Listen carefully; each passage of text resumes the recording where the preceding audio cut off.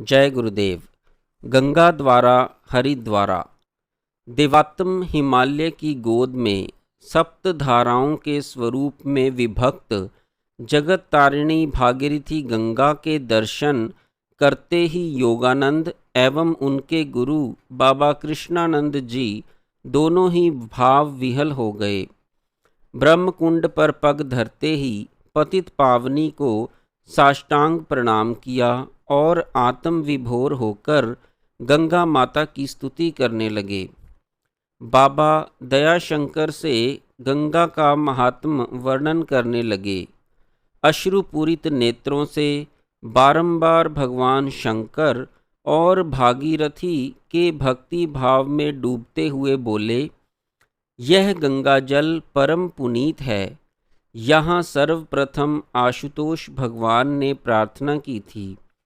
देवताओं के आग्रह पर जब रतिपति शिवजी का कामोद्दीपन करने को प्रस्तुत हुआ, तब यहीं पर भगवान ने अपना तृतीय नेत्र खोला और महाविघ्नकारी काम को भस्म किया। भागीरथ की कठिन तपस्या को सफल बनाने और जगत के पातकियों के पातकों को निर्मूल करने हेतु गंगा जी यहीं अवतरित हुईं। इसकी प्राचीनता के विषय में क्या कहा जा सकता है? यह वेद से भी प्राचीन है। तभी तो नदी सूक्त में इसका वर्णन है। शतपथ ब्राह्मण के, जैमिनीय ब्राह्मण के और तैत्तिरीय आरण्यक में भी इसका वर्णन आता है। गंगा तट और इसके जल से परिमार्जन का महत्व तो कहना ही क्या। अनेकों ऋषि मुनियों ने आजीवन यहाँ कठिन तप किया है, इसलिए यह सिद्ध तीर्थ बन गया है। गंगा जल की पवित्रता बड़ी विचित्र है, जो स्वयं विष्णु नख से बहकर ब्रह्म कमंडल में समाकर और शंकर की जटाओं में धारित होकर लोक कल्याणार्थ भारत भूमि को विशेष महत्व देने हेतु सतत प्रवाहित हो रही है। भारत के मस्तक देवात्म हिमालय के आंचल में उत्पन्न अनेकों जड़ी बूटियों के विपुल भंडार से भावित यह जल शारीरिक शुद्धि के लिए अमृत है। इस प्रकार गंगा महिमा का वर्णन करते करते बाबा कृष्णानंद और श्रवण करते करते दया भावमगन हो घंटों घाट पर भाव शून्य बैठे रहे। हरिद्वार के दर्शन करके दोनों ने ऋषिकेश की ओर प्रस्थान किया और सुखद यात्रा करते हुए तपोभूमि स्वर्ग आश्रम पहुंचकर विश्राम किया।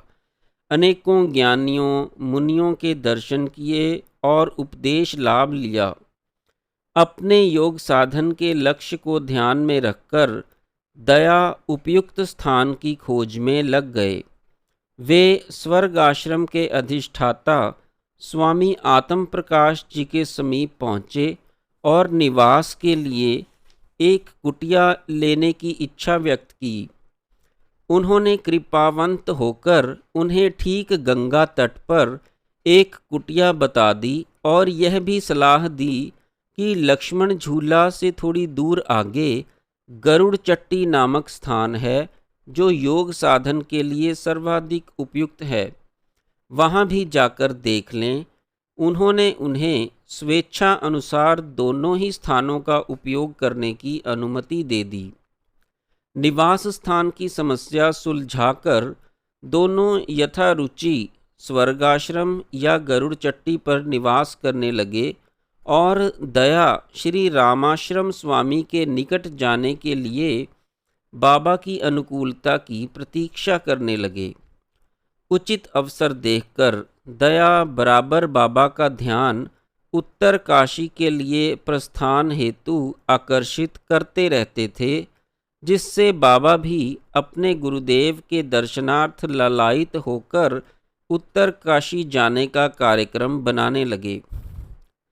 तब तक दिन दोनों ने बाबा विश्वनाथ के उत्तरी क्षेत्र हिमालय के हृदय में स्थित उस पतित पावनी नगरी की ओर प्रस्थान किया जहाँ भगवान शंकर महायोग साधना में लीन रहा करते थे। वही भूमि इस कलिकाल में एक अपूर्व तीर्थ बनी हुई है। यह उत्तरकाशी नगरी भगवती भागीरथी के पुनीत तट पर अवस्थित है। इसका महत्व शास्त्रों में ऋषियों ने महानतम वर्णित किया है। जहाँ वरुणा और असी दो सरिताओं के संगम में जनहु सुता अपना अस्तित्व समाप्त कर चुकी है। पौराणिक प्रसिद्ध देवासुर संग्राम में यहीं त्रिशूल फेंका गया था, जो आज भी गड़ा हुआ है। इस त्रिशूल की ऊंचाई 26 फीट है। इसी हिमानी के निकट भगवान परशुराम ने घोर तपस्या की थी, जहां आज भी अनेक एकांत प्रिय साधक एवं संत आकर तपस्या एवं निवास करते हैं। इस प्रकार योग सीखने की उत्कट अभिलाषा लिए हुए हमारे चरित नायक अपने गुरु के साथ योगीराज श्री राम आश्रम जी महाराज के आश्रम में पहुँचे और बाबा के पश्चात स्वामी जी महाराज के पाद पद्मों में साष्टांग प्रणिपातेन आत्म विभोर हो गए। दया को लगा कि जन्म जन्मांतर का कोई निर्धन साक्षात कुबेर के यहाँ पहुँच गया है और कुबेर निधि सामने पड़ी परिलक्षित हो रही है। परम दयालु योगीराज ने हाथ फेरकर आशीर्वाद दिया। कुशल प्रश्नांतर आदेश पाकर बाबा ने दया सहित यथास्थान निवास किया। नित्य नैमित्तिक क्रियाओं से निपटकर जब बाबा अपने गुरु महाराज के सत्संग हेतु बैठे तो स्वामी रामाश्रम जी महाराज ने प्रश्न किया कि तुम्हारे साथ यह युवक कौन है और किस हेतु आया है। यही अवसर उचित जान बाबा ने हाथ जोड़कर निवेदन किया कि यह ब्रह्मचारी आपके श्री चरणों में योग सीखने की साथ लेकर आया है। इसने योग सीखने के लिए कितने ही महात्मा योगियों के चरण पलोटे हैं, परंतु अभी तक समाधान नहीं हुआ है। इस पर कृपा कर योग मार्ग का पथ प्रदर्शन कीजिए। बाबा के श्रीमुख से यह सुनकर स्वामी जी ने दया को अपने निकट बुलाकर बैठाया और बड़े स्नेह से अब तक किए हुए योग साधन के विषय में चर्चा प्रारंभ की। बेटा बताओ, तुमने अब तक क्या क्या कर लिया है? आपने निवेदन किया, अब तक कितने ही योगियों का सत्संग किया है और उनसे योग विद्या प्राप्त करने का प्रयास करता रहा हूँ। इसी क्रम में ब्रह्मवर्त उत्तर प्रदेश में गंगा तट पर विराजमान योगीश्वर श्री आत्मानंद सरस्वती के चरणों में 10 मास रहकर हठ योग के आसन प्राणायाम का अभ्यास करता रहा हूँ। मेरा आसन भूमि से हाथ भर ऊंचा उठ जाता है। प्राणायाम भी 45 मिनट तक का हो जाता है। अनेकों कष्ट साध्य आसन भी बड़ी सुगमता से कर लेता हूँ। शीर्षासन भी 5.5 घंटे तक करता हूँ। कुंभक 20-20 मिनट तक किए रहता हूँ। यह सब तो करता हूँ, लेकिन संतोष और विश्वास नहीं होता कि इस सब प्रयत्न से शिव शक्ति भगवती कुंडलनी जागृत हो जाएगी और मैं जन्म जन्मांतरों के संस्कारों से मुक्त होकर समाधि लाभ कर जीवन मुक्त हो जाऊंगा। इस कुमार योगी के मुख से आसन प्राणायाम के अभ्यास को सुनकर स्वामी जी बड़े विस्मित हुए और उनका मुंह ताकते रह गए। वे सहसा विश्वास नहीं कर सके कि यह कुमार योगी सच कह रहा है। जब बाबा ने दया के कथन की पुष्टि की तो वे आश्चर्यचकित रह गए।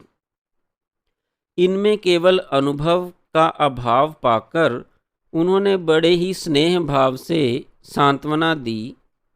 चिंता न करो वत्स, यह मार्ग कठिन तो है ही, यदि कठिन ना होता तो सर्वसाधारण को सुगमता से प्राप्त न हो जाता और समस्त भारत में योगी ही योगी दिखाई पड़ते।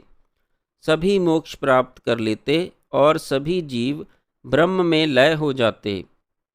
प्रत्येक प्राणी अपने अपने कर्मों के अनुसार जन्म लेता है और भोग भोगता है। उसी के अनुसार प्रारब्ध निर्मित होता है। पूर्व संस्कारों के आधार पर संग कुसंग मिलता है। सत्संग व प्रारब्ध के प्रताप से ही जीव यह जान पाता है कि यह सब तो माया है, इसे दूर करना है। तभी ब्रह्म की प्राप्ति की उत्कट अभिलाषा लेकर मनुष्य उत्कट प्रयत्न करता है।